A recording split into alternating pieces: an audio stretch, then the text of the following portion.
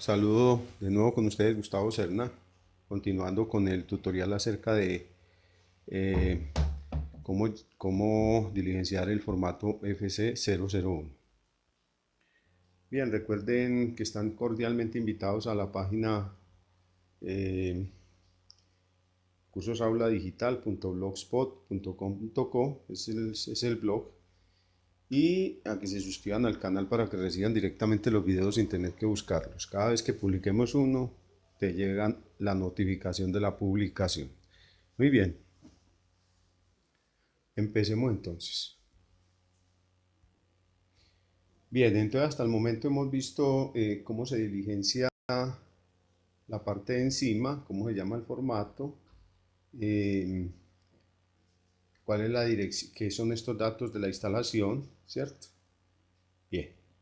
Y también vimos aquí esta parte que se refiere como a los aspectos técnicos de la red, ¿sí? Así se llama, aspectos técnicos de la red se llama aparte, pero vimos nada más esta parte hasta aquí y paramos ahí. Ahora nos vamos a concentrar en esta parte. También es como la segunda parte de los aspectos técnicos. Bien.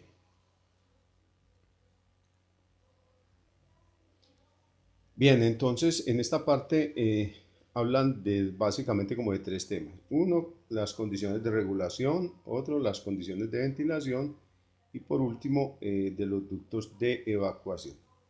En la primera parte que llaman las condiciones de regulación, podemos tener regulación básicamente en etapa única o en primera y segunda etapa. Esas son como las regulaciones más comunes que encontramos, ¿cierto?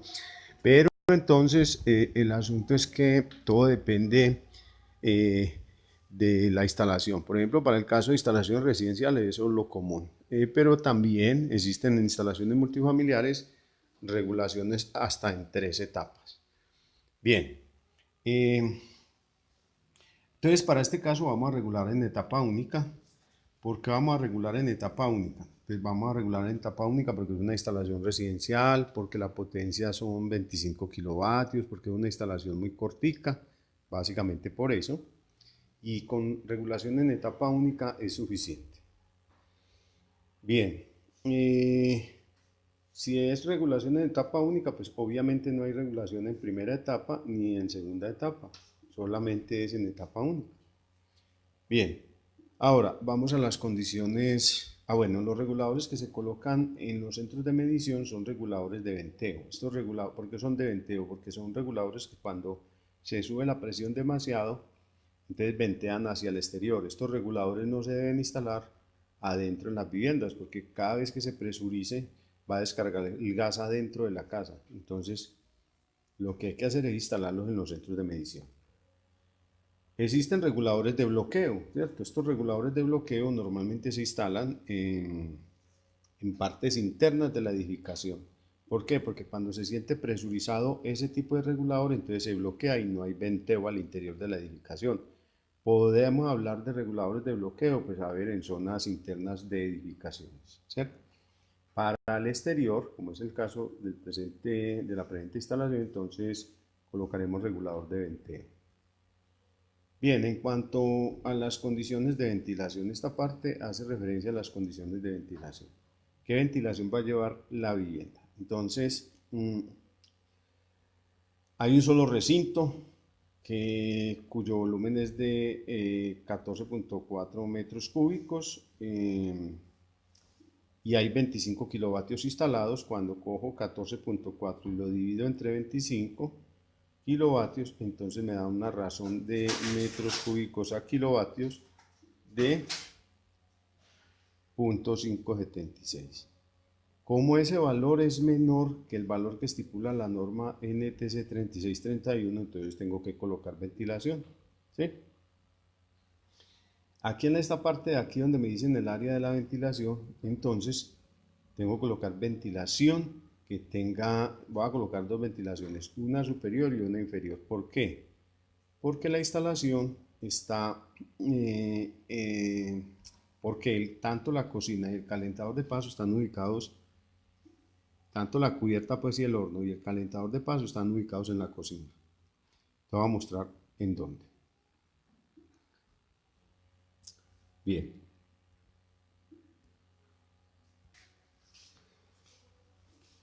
Bien, entonces observen el detalle de la vivienda a la cual estamos haciendo este formato FC.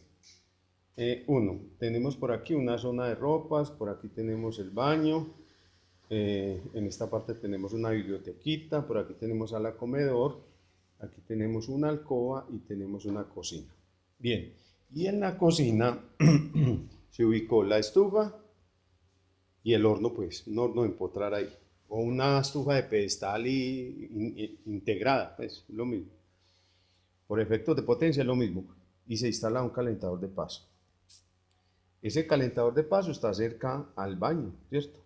Porque va a calentar el agua del baño. Bien. Este señor de aquí, estos dos equipos, cocina y horno, el horno no se ve porque está debajo, suman 12 kilovatios.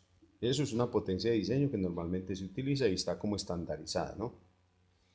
Y el calentador de paso son 13 kilovatios, también una potencia de diseño. Cuando sumo 12 más 13 me da 25 kilovatios. 25 kilovatios instalados en este recinto.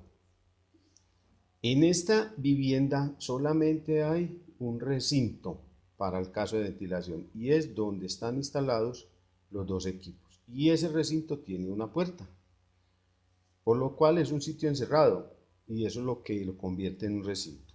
Si no tuviera esta puerta, entonces habría que calcular el volumen de este espacio, sin la puerta pues, más todos los espacios con los cuales está comunicado, ¿cierto? Sin puerta, los espacios que no tengan puerta. Ese sería el volumen. Pero para nuestro caso, lo que tenemos es un solo recinto que es este, entonces el volumen donde están instalados los 25 kilovatios, ¿cierto? Será este que tengo aquí. 2 metros por 3 daría 6. Y como ahí no se ve la altura de la vivienda, voy a suponer, y normalmente son 2.4 metros entre el piso y la losa, entonces tendré que multiplicar para encontrar el volumen 2 por 3 por la altura, 2.4, ¿cierto? Al hacer esa multiplicación, entonces obtengo un valor de 14.4 metros cúbicos, ¿sí? Y al hacer la operación de dividir el volumen, ¿cierto? El volumen, 14.4, dividirlo entre la potencia que son 25 kilovatios, ese valor me da este dato. Cuando este valor me da menor que 3,4, que es un parámetro establecido en la norma NTC 3631, entonces quiere decir que necesito colocar ventilación. Si el valor me hubiera dado un valor mayor a 3,4, no requeriría ventilación. Eso es lo que dice la norma 3631, te hablo de la segunda actualización. Bien, ahora el problema es qué ventilación vamos a poner. Yo digo que vamos a poner dos ventilaciones, una superior y una inferior, también basados en la norma NTC 2505. ¿Por qué? Por lo siguiente. Bien, entonces ya sabemos pues que el recinto es confinado porque esa relación da menor de 3,4.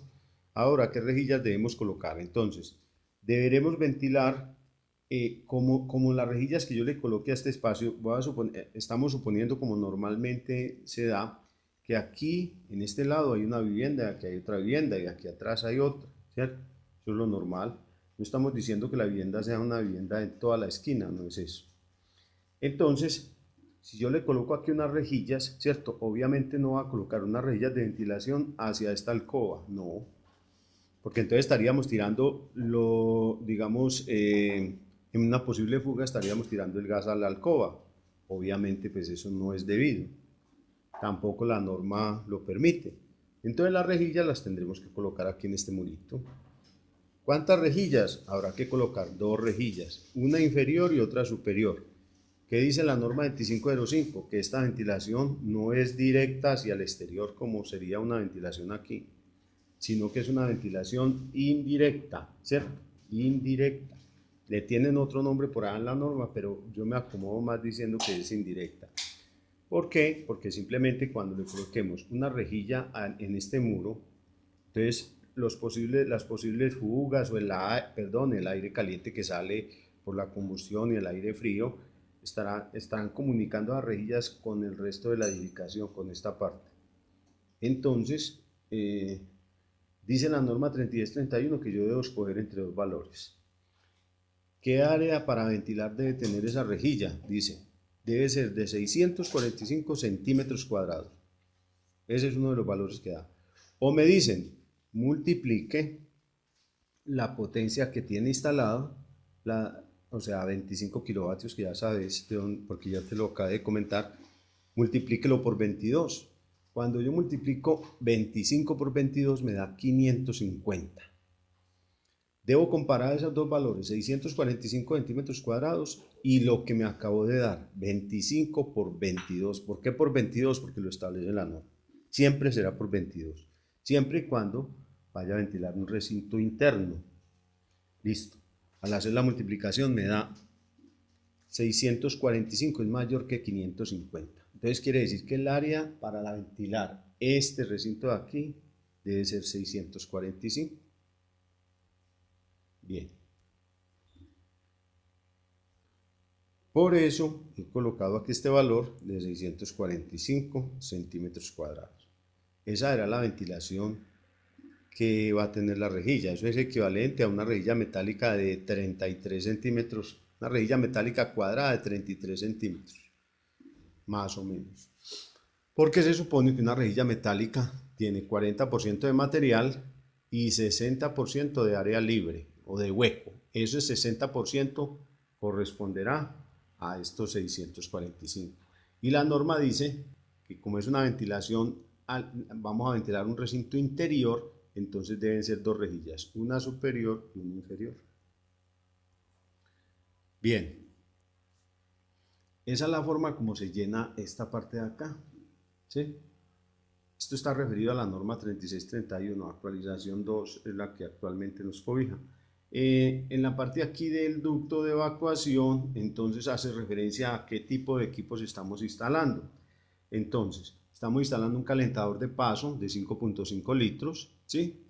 Ese es un tipo A, ese no necesita, aquí en Medellín, en la altura de Medellín, no necesita colocarle ducto de evacuación, por ser equipo tipo A. Y la cocina y el horno también son equipos tipo A, los cuales no requieren ducto de evacuación. Por eso ese espacio lo dejamos libre. Bien, hasta el próximo video.